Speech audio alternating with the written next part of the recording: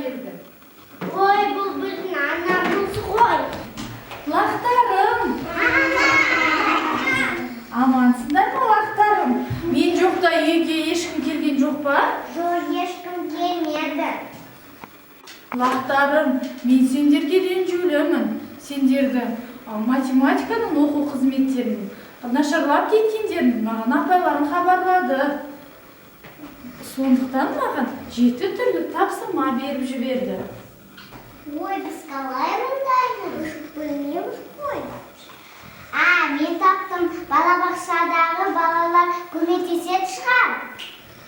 Жарайды онда маған. Мен балабақшада танысым бар еді. Маған телефонды алып бере қойыңдар, мен хабарласайын.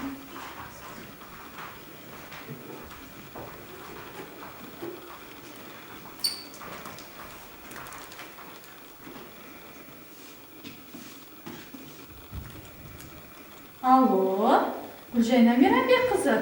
Сәлеметсіз бе? Алло, сәлеметсіз бе? Гүлжайна Мейрамбекқызы, менің лақтарым математиканың оқу қызметінен нашарлап кетіпті. Бізге көмегіңізді бересіз бе? Әрқашан көмектесуге дайынбыз. Лақтарыңызды жіберіңіз біздің балабақшамызға. Ой, рахмет сізге. Лақтарым балабақша қызметкерлері бізге көмектесуге, өздерінің көмек қолдарын созып тұр. Сендерді мен балабақшаға апарып, жол көрсетіп жіберейін. Жүре қойыңдар, лақтарым. Лақтарым жүре қойыңдар. Сендерге балабақшаға баруға жол көрсетіп жіберейін.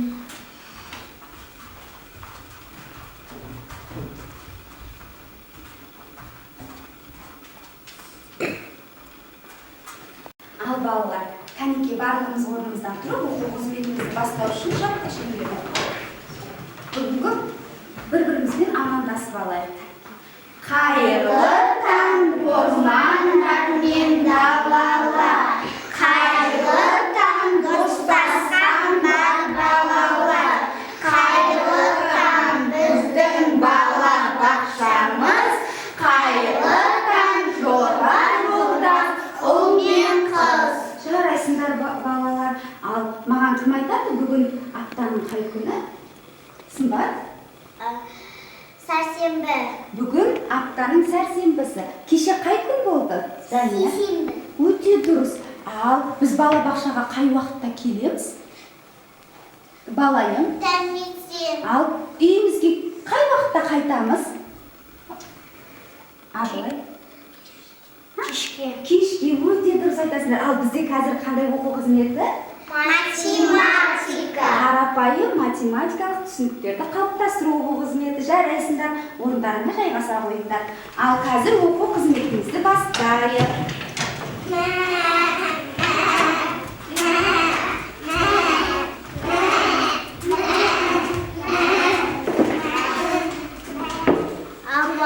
Бұл лақтар не істеп жүр? Балалар, бұл лақтар біздің балабақшамызға сендерге көмекке келіпті. Аналары маған хабарласты. Орманнан аналары хабарласып, математика оқу қызметінен тапсырмалар орындауға көмектесесіңдер ме деді. Сендер көмектесеміз бе балалар? Жарайсыңдар. Әрқашан осылай бір-бірлеріңе көмек қолын созуға дайын болыңдар. Ал лақтар жайғасып отырып, біздің балалармен бірге тапсырмаларды орындап үйреніңдер. Кәнекей, қайсы тапсырма? Ол неке себетке салып жүреді. Жарайсыңдар, орындарына жайғаса қойыңдар. Ал лақтардың орманнан алып келген бірінші тапсырмасын назар аударайық. Балалар, мынау ашық қаптың сыртында қандай геометриялық пішін? Ерсұлтан. Шаршы. Өте дұрыс. Ал шаршының түсі қандай, Айлин? Көк. Дұрыс айтасың. Көк түсті шаршыдағы ашық қатта қандай тапсырма берілген екен? Мен көрейін. Баскенмен шешейін. Ал көрейін. Балалар, бірінші тапсырмаңызда сендерге 10 көлеміндегі сандарды тура және кері орыс тілінде, қазақ тілінде, ағылшын тілінде тура санауға тапсырма беріпті. Аллахтарға көмектесеміз бе тапсырманы орындап? Жарайсыңдар. Ал кәнекей тақтаға кім шығады бірінші ілімге? Так, Айзере келе ғой. Сандарды қыстыра қойсақ та, қазір соны санаймыз. Тура және кері санаймыз.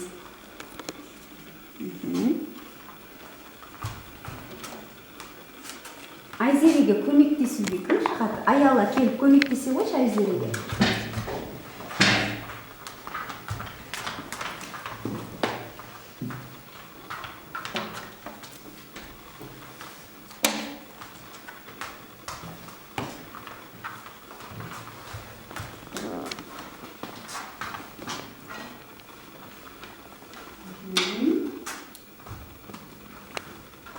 Қыздар дұрыс іліп жатыр ма балалар?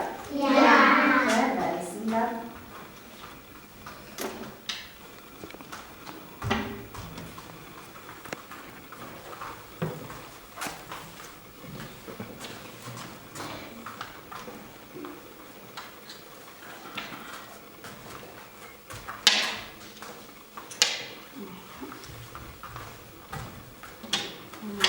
Айзере мен Аяла тапсырманы дұрыс орындады ма?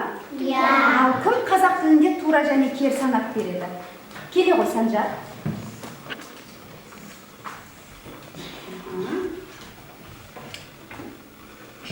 Тез етеміз бала. Оқасы қолма көрсет, таяқ шамасы. 1, 2, 3, 4, 5, 6, 7, 8, 9, 10, 9, 8, 7, 6, 5, 4, 3, 2, 1. Дұрыс санады ма Санжар балалар? Жарайсың, Санжар. Орыс тілінде кім санап береді? Айлин келе ғой. Орыс тілінде тура және кері санай ғой. Осыдан кейін ағылшын тілінде тура санаймыз. Дайындалып отырыңдар. 1, 2, 3, 4, 5, 6, 7, 8, 9, 10. Балалар естімейді. 2, 1. Дұрыс санады ма балалар Айлин? Жарайсың. Даусымызды шығарамыз тақтаға шыққанда балалар. Басқа балалар естімей қалады ғой. Ағылшын тілінде кім санайды? Сымбат келе ғой. Ағылшын тілінде тек тура санайды.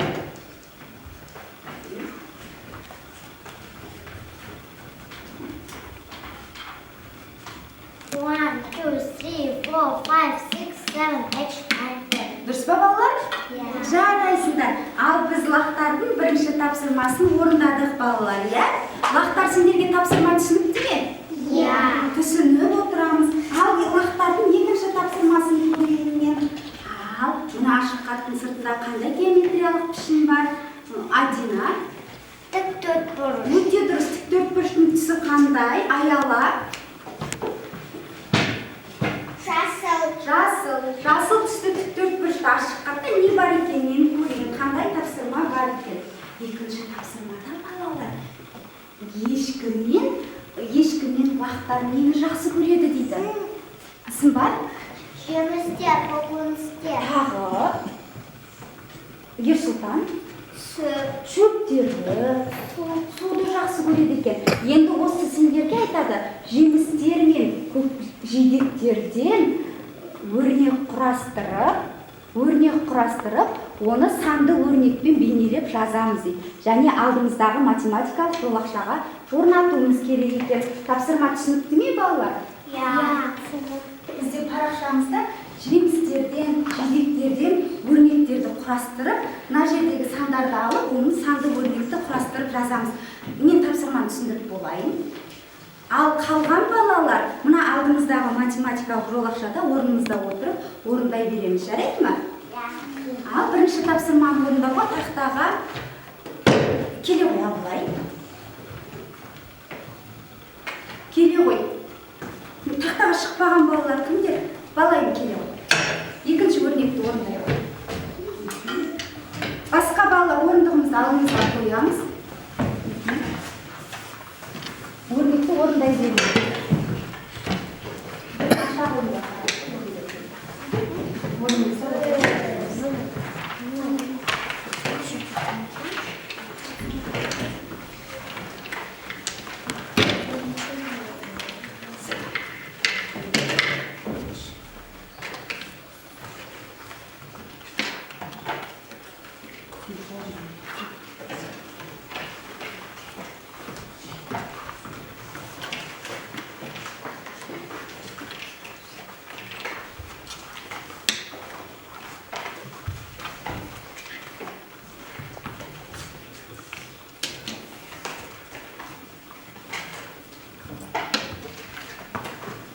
2003-тің қосындысы 5-ке тең. Дұрыс па балалар? Абылай дұрыс орындады ма? Жарайсың Абылай, орныңа отыра қой. Жарайсың, өте жақсы. Балайым. 5-3-тің қосындысы 8-ге тең. Өте дұрыс балайым, отыра қой. Тағы да орындаймыз бар. Басқа балалар орнымызда орындай береміз.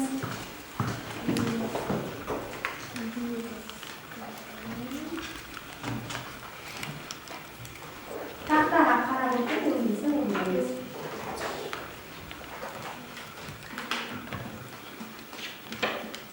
Екінші өрнекке кім шығады?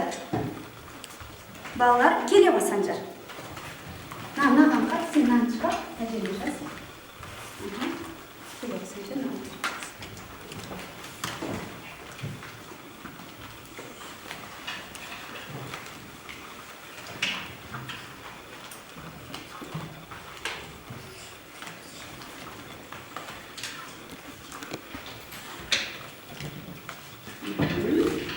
Дұрыс па? Қарап отырайық, балалар дұрыс дұрыс емес екен.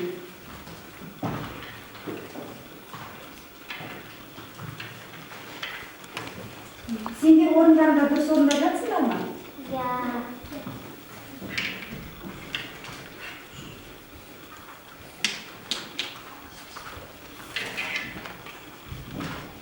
Ал Санжар болған сияқты өрнегіңді оқи қой. 8 пен 3-тің айырмасы 5-ге тең. Өте дұрыс. Мына жерге қарашы, Жания, сен қателесіп тұрсың, дұрыстап санашы. Мән сана алмалады, неше екен? Сенің өрнегің дұрыс емес.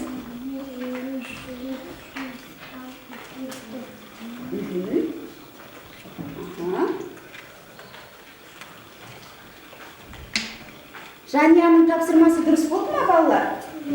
Ал Жания оқи қой. 7 мен 1-тің айырмасы 6-ға тең. Дұрыс па, балалар? Жарайсыңдар. Ал сендер де өздерің орындарында отырып, орындай қойыңдар.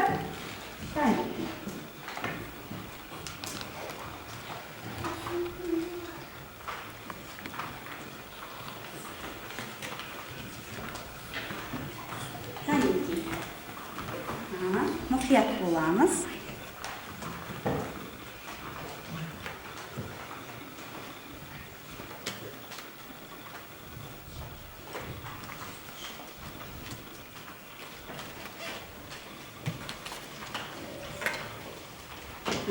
Жарайсыңдар.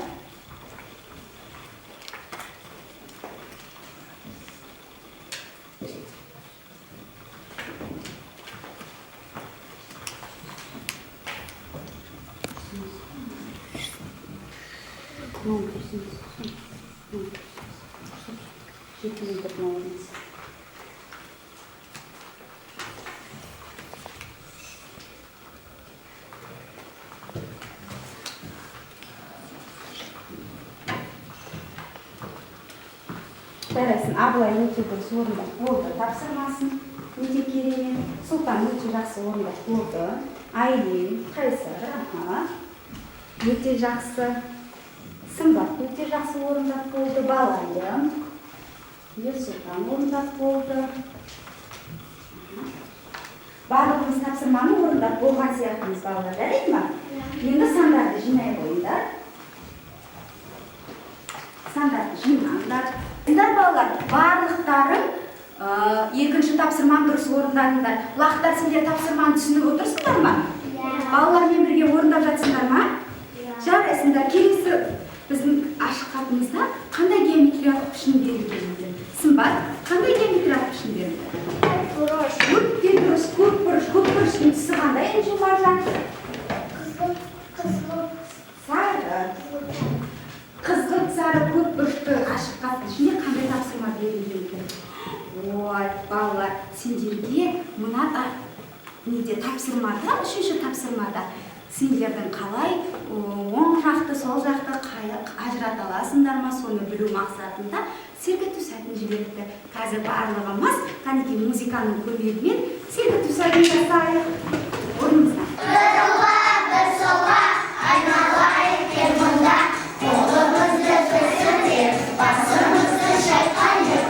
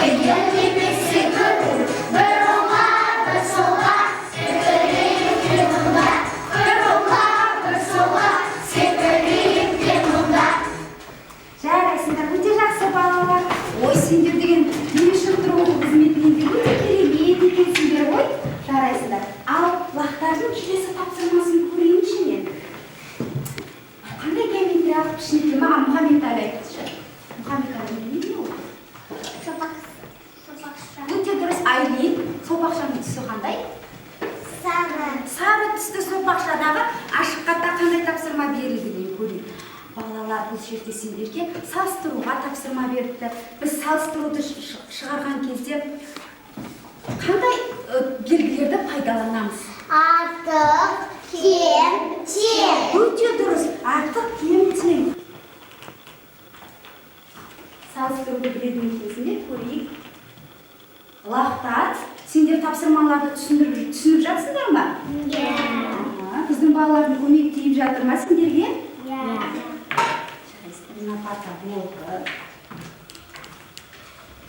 Әдемілеп саламыз. Ағылай, таңбаларды жақсылап дұрыс саламыз. Егер таңбаны дұрыс салмасаңдар, тапсырмаларың дұрыс болмай қалады. Ол шырялады қолмен. Қолмен емес, салфеткамен өшіреміз. Мінекей, мына партаның балалар болды, өте дұрыс. Жарайсыңдар. Өте керемет. Екінші партаның балалар болды. Мына партаның. Жарайсыңдар балалар. Барлықтарың болдыңдар. Салыстыруды сендер өте жақсы меңгерген екенсіңдер. Ал қане жинай қойыңдар қолдарыңды.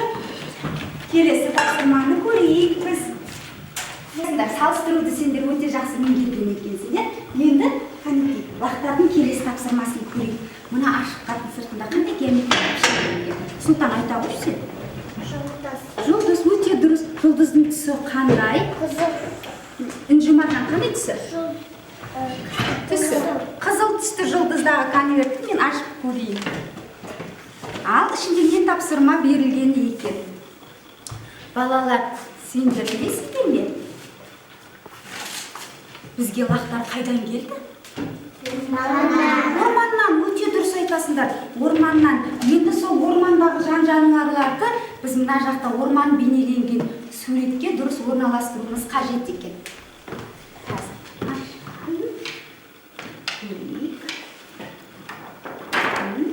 Біз кеңістікті бағдарлағанда мынадай таңбаларды, белгілерді пайдаланамыз. Мына белгі қандай, нені білдіреді? Ерсұлтан?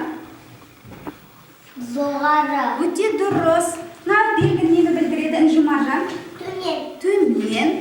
Мына белгі Айлин? Солға. Қойшы, солға ма? Ой. Оңға. Қандай белгіні білдіреді? Оңға. Келесі Айзере? Солға. Өте дұрыс. Енді мына белгілер арқылы жоғары, төмен, оң жаққа, сол жаққа белгілер арқылы мынау құстарды, аңдарды, жануарларды мінекей мынау орман бетіне не істеуіміз керек? Орналастыруымыз керек. Ал сендер мына алдарында тұрған парақшаның бетіне осы кеңістікті бағдарлап орналастыра қойыңдар. Кәнекей, орындығымыз дұрыс қойып алайық. Маған тақтаға Қайсар, келе қойшы, Қайсар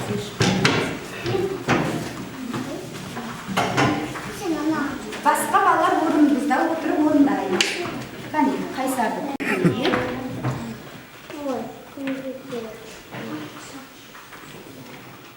Ал Қайсар айта қойшы, құс бүркіт қайда орналасқан? Бүркіт төмен. Ой. Жоғары? Жоғарыға. Жоғарыда орналасты, жоғарыда ұшып жүр. Ал келесі? Арқа тауда. Тауда қай жағында жүр балалар? Тау суреттің қай жағында жүр? Сол жағында. Келесі? Балық? Балық төменде. Төменде суда жүр. Келесі? Тиын ағашта жүр. Ағашта мына суреттің қай жағында жүр? Оң жағында. Өте дұрыс, жарайсың, отырады. Ал кәнекей барлығымыз орнымызда орындап болдық па? Жарайсыңдар балалар. Тапсырмаларыңды жинай қойыңдар. Келесі тапсырманы көрейік.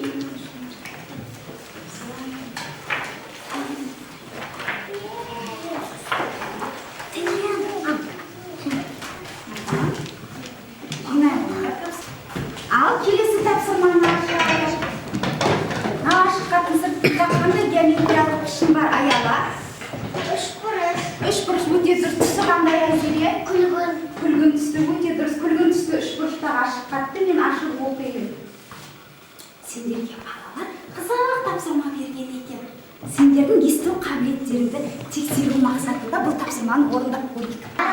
Қазір мен барабанды соғамын, дауысын естіп отырамыз. Барабан неше рет соғылады, соны мына жердегі математикалық дисктегі нүктелердің арасынан санап, мына нені сол жаққа апарамыз стрелканы. Түсіндік қой? Ал Канеке.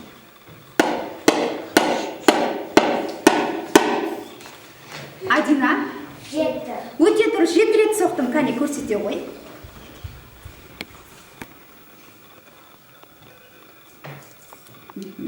Дұрыс па балалар Адинаның орындағаны? Дұрыс. Келесі тыңдап отырамыз. 5. Мұхаммедәлі. 5 рет. Дұрыс па балалар? Жарайсың, отыра ғой. Мұхаммедәлі келесі. Мен әлі соққан жоқпын ғой. Айлин. Қойшы. Қайтадан тыңдаймыз. Қайтадан соған тыңдаймыз. Абылай. 6. Неше рет соқтым? Келе ғой, көрсете ғой.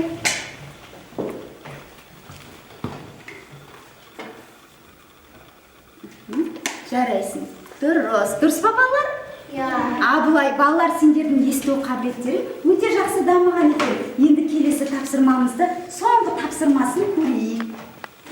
Ал, келесі. Қандай геометриялық пішін? Сымбат? Үңгірлеп. Ал, түсі қандай? Сұлтан? Қызыл. Қандай түсті? Қызыл. Қызыл түсті. Қызылды жаңа айттық, е? 5 жұлдызды. Қызғыл түсті. Қандай түсті? Қызғыл. Сұлтан Розбе деп орысшасын айтты, бірақ қазақша айтамыз, е? Ал келесі тапсырмамызда сендерге лақтарға санды жұмбақты шешуге көмектесіңдерші дейді. Сендер санды жұмбақ білесіңдер ме, балалар? Ал Канеке, Сымбат, айта қойшы санды жұмбақ. Бір қоянға бір қоян келе қалды қонаққа, 5 сәбізден бірден жеп, тойып алды тамаққа. Айтсындаршы балалар, қанша сәбіз бар оған? Ойланамыз. Балайым қанша сәбіз болды? 10. Дұрыс па? Сымбат? Жарайды. Келесі Үнжімаржан. Айманда болды 5 алмұт, әселге берді 2 алмұт. Әселде қалды. Айманда қалды қолында 5 алмұт. Тез ойла. Абылай? 3. Дұрыс па балалар? Үнжімаржан, дұрыс па жұмбағым? Жарайсың, балайым. Шашылған жеңге жиналды, 6 тап үйдегі біреуі кетті суы деп, сонда қалды нешеуі? Дәне айта қойшы. 5-еуі. Дұрыс па? 5-еуі қалып па? Жарайсыңдар балалар. Санды жұмбақты жақсы шештіңдер. Сендер санды жұмбақты жаттап жүріңдер. Лақтар сендерге түсінікті ме тапсырма? Ал, балалар, біз лақтардың 7 тапсырмасын барлығын орындадық. Лақтар, сендер тапсырманы түсініп алдыңдар ма? Өз беттерімен өздерің орындай аласыңдар ма? Сендерге рахмет. Анамыз сендерге сыйлық беріп жіберді. Ал Канеке сыйлықтарын. Балалар, қараңдаршы, лақтардың анасы бізге мінеки мынандай сендер оқу қызметін жақсы орындап, тапсырмаларды орындаған үшін жылтысшалар беріп берді. Қазір жылтысшалар сендерге тапсырамын, ал лақтар бірінші кеш батпай тұрып орманға жетіп алсын. Жарайды ма? Лақтар сендерге тапсырма түсінікті ме? Үйлеріңде енді орындай аласыңдар ма? Жарайды, аналарына тапсырманы көрсете қойыңдар. Сау болыңдар, адасып қалмаңдар жолда. Сау болыңдар. Кәне балалар, лақтарға сау бол деп айтайық та?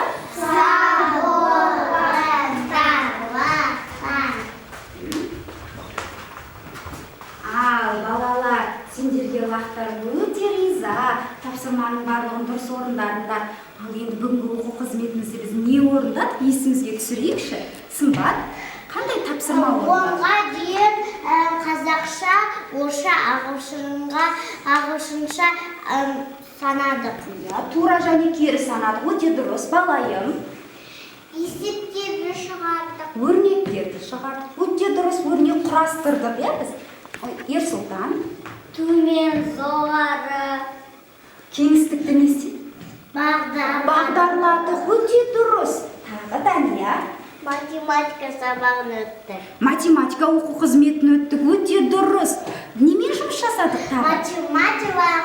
Математикалық дискпен жұмыс жасадық. Өте дұрыс. Ал балалар, енді барлықтарымыз ешкінің уақыттарын анасының беріп жіберген сыйлығын алайық, сонымен оқу қызметімізді аяқтайық. Әдемі жұлдыз шағып жіберді. Оны қазір балалар біз кеудемізге тағып аламыз жұлдызшаны.